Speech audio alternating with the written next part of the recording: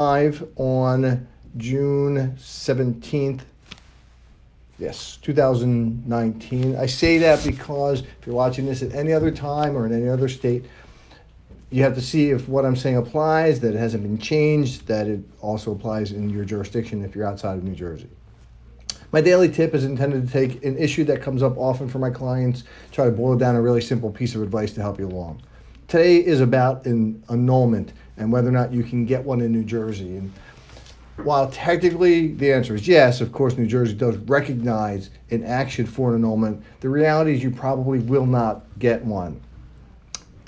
The statute for annulment basically relies on some type of fraud, either in the inducement or in the marriage itself, which means that the person you're married has to have committed fraud in the sense of promising you something like a family or religious practice that they reneged on or were not capable of providing, or they weren't lawfully able to marry because they were too young or they were already married, things like this. So the underlying issue of fraud makes it difficult to get an annulment because the other person either has to acknowledge that they committed fraud, which is unlikely, or you have to go to a trial and convince a judge that the fraud should cause your marriage to be undone.